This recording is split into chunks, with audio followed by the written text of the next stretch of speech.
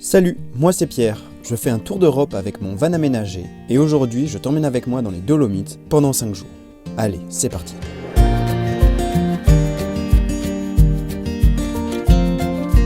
Le premier jour, je suis arrivé aux portes des Dolomites, près de Bromio, au lac Cancano.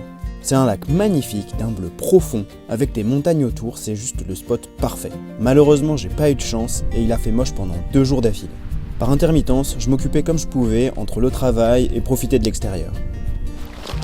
Mais au bout de 2 jours, il fallait bien que j'avance un peu plus profondément vers les Dolomites. Je voulais passer le col du Stelvio pour rejoindre les plus belles montagnes des Dolomites. Sauf que le mauvais temps allait me jouer un tour. Je suis au col du Stelvio et ça y est, il neige. Youhou! Regardez ça, il neige de fou. C'est Noël. Non, pas du tout, mais ça a comme un goût de Noël. Et je le savais pas encore, mais cette neige allait remettre tout en question. Wow, je suis pas très bien en vrai, ça me fait stresser là, cette neige, j'ai peur de pas monter jusqu'en haut, me retrouver bloqué. Oh putain, en plus je crois que j'ai une voiture. Si bien qu'arrivé en haut, j'ai dû mettre les chaînes pour éviter de redescendre en mode bobsleigh. Et je peux vous dire que mettre les chaînes dans une tempête pareille, c'est pas évident. Sérieux Pierre, c'est le moment de lire la notice là? Que de rebondissements. Finalement, la route pour passer de l'autre côté, elle est bloquée, ils l'ont fermée, parce qu'il y a trop de neige. Donc du coup, je dois redescendre du même côté que je suis monté. C'est l'aventure, c'est l'aventure. Oh là là, je pensais pas voir la neige autant en cette saison. Mais bon, tout ça, ça me rapprochait pas de ma destination, du coup j'ai dû faire un grand détour. Et pour se rajouter à ça, j'ai eu des galères de fuite d'eau par mon lanterneau. Bon, il est 3h30 du matin, il s'est arrêté de pleuvoir, donc j'en profite pour colmater les joints. Quelle vie, le van life, je vous jure. Enfin, après toutes ces galères, je suis arrivé à Seishalmschlern. Ach ja! C'est un village connu pour cette petite église très typique du Tyrol. Et j'ai même eu droit à mon premier coucher de soleil de mon voyage. Et là, j'étais juste trop heureux. I wonder if your pretty eyes see. I need a good love.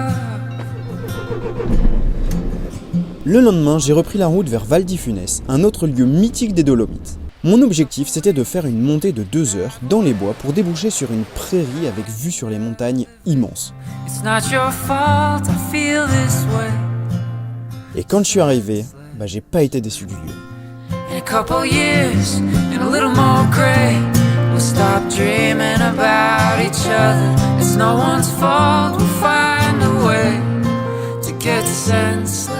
Je pense qu'en vidéo c'est impossible de faire ressentir la grandeur du lieu, tellement c'est impressionnant, mais à chaque fois qu'on pose ses yeux sur ces montagnes, c'est impressionnant, on a le vertige presque. Et avec la neige ça rend les choses un peu plus intimistes, c'est incroyable.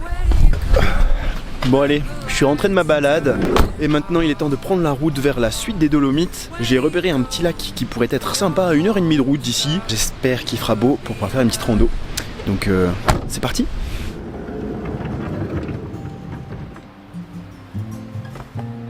Good morning. Hier soir je me suis avancé un peu plus dans le cœur des Dolomites. Il faisait complètement nuit, du coup je voyais pas du tout où est-ce que je me suis posé. Mais je suis allé dans cette petite forêt, c'est vraiment au calme, c'est hyper agréable. On entend les oiseaux et le cadre est fou. Il y a les montagnes qui percent la brume, des pics géants. C'est des montagnes qu'on voit que ici quoi, vraiment c'est impressionnant. Donc j'aime vraiment bien ce spot, je pense que je vais y rester un peu. En tout cas ce petit séjour en Italie se passe perfecto.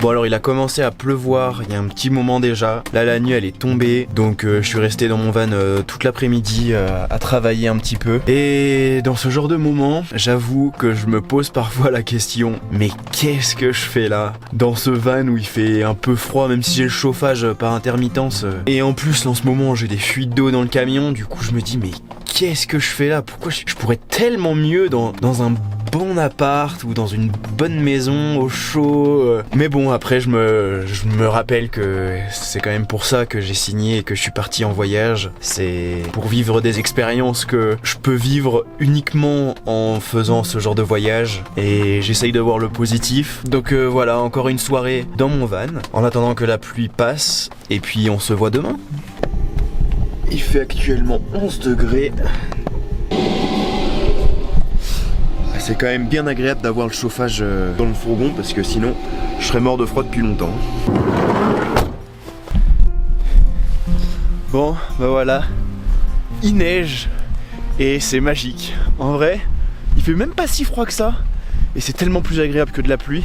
Du coup, j'en profite pour sortir, faire ma petite randonnée du jour vers le lac de Bray.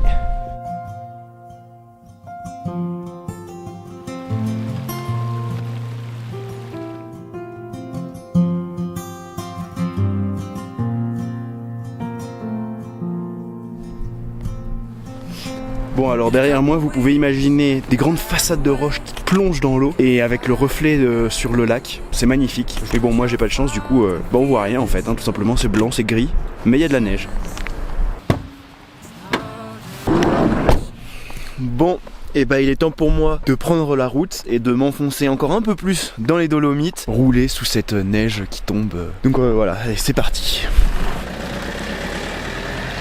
Bon, alors j'ai trouvé une fontaine à eau parce qu'il faut que je remplisse mes réservoirs. Problème, c'est que je peux pas me garer en camion juste à côté. Du coup, je suis obligé de remplir ce réservoir. Je vais devoir faire au moins 5 allers-retours jusqu'au camion qui est garé là-bas. Autant vous dire que j'en ai pour un petit moment là dans la soirée.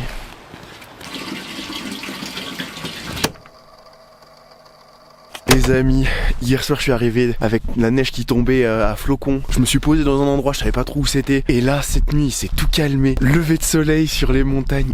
Mais c'est magique. La gueule de mon Vano, on dirait qu'il est resté là pendant tout un hiver. J'espère que je vais réussir à redémarrer, ça va pas être gagné ça. Bon, comme un con, j'ai oublié d'acheter une petite raclette pour racler le pare-brise. Du coup, je suis obligé d'attendre que mon camion il chauffe et que ça enlève la glace qu'il y a sur le pare-brise. Mais là, je suis comme un con à attendre en fait. A few minutes later.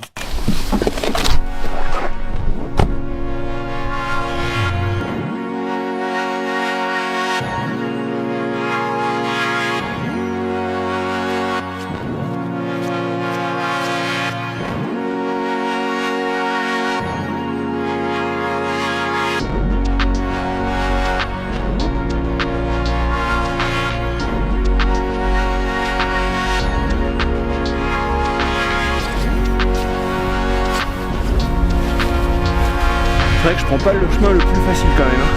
Je vais monter tout là-haut.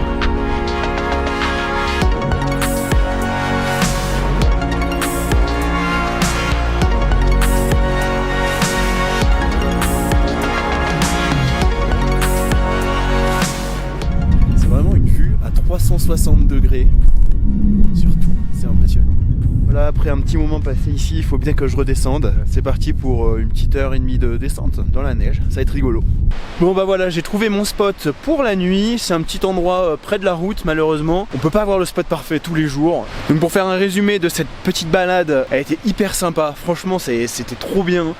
En dessous des Trecime, un spot ultra connu des Dolomites. C'est vraiment facile d'y aller, il y a une route 4x4 jusqu'en bas des Trois Cimes. Donc voilà, même pour les débutants, c'est vraiment accessible. En revanche, moi, j'ai pas choisi le chemin facile. Arrivé en haut, cette vue mais imprenable à 360 degrés, c'était un panorama, c'était un truc de fou. Et rencontre improbable, j'ai croisé la route d'un Français sur le sommet de cette montagne. Donc du coup, on a fait le retour ensemble, on a bien discuté et demain, peut-être qu'on ira faire une balade ensemble. Aujourd'hui, je me réveille avec une surprise supplémentaire. Encore plus de neige. Il en est tombé toute la nuit. Regardez, mon camion, il en est recouvert. Je suis bloqué dans la neige. Regardez ça. J'ai prévu de faire une rando, mais avant tout, faut que je déneige tout ça. Donc c'est parti, à la pelle.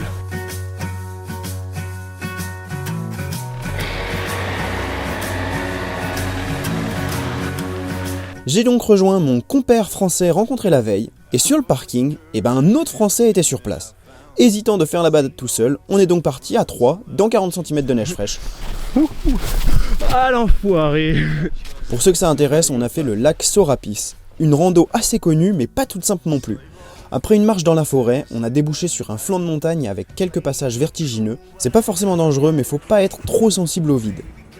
Et arrivé en haut, le lac se révèle à nous, complètement sous la neige. Le spectacle était assez fou, même si en principe il est d'une couleur laiteuse, ce qui le rend assez unique. Nous, on n'a pas eu cette chance-là de voir ça. En été, ça doit être assez dingue, mais encore une fois, je recommande d'y aller tôt le matin pour pas avoir une foule de touristes en pleine saison. Après cette journée bien intense, il était temps pour moi de quitter les deux Français pour me diriger vers la fin des Dolomites et achever mon périple dans cette région. Bon bah voilà, je me suis arrêté à la porte de sortie des Dolomites. Mon voyage dans cette région s'arrête ici. J'ai passé quand même une bonne semaine dans les montagnes, dans le froid aussi. Donc je vais arrêter cette vidéo ici. Maintenant il est temps pour moi de me diriger vers la Slovénie parce que c'est ma prochaine destination. J'espère que cette vidéo vous a plu, qu'elle vous a donné des idées de ce que ça pouvait être les Dolomites, que ça vous a donné aussi envie de voyager, de voir ce qu'il y a ici dans cette région parce que c'est magnifique. Si vous voulez me suivre dans mon aventure en tour d'Europe avec mon van aménagé, eh ben n'hésitez pas à vous abonner. J'ai aussi un compte Insta et TikTok, donc n'hésitez pas à vous abonner. En attendant, on se voit dans une prochaine vidéo. D'ici là, portez-vous bien et ciao bello, ciao bella, comme ils disent les Italiens. Si.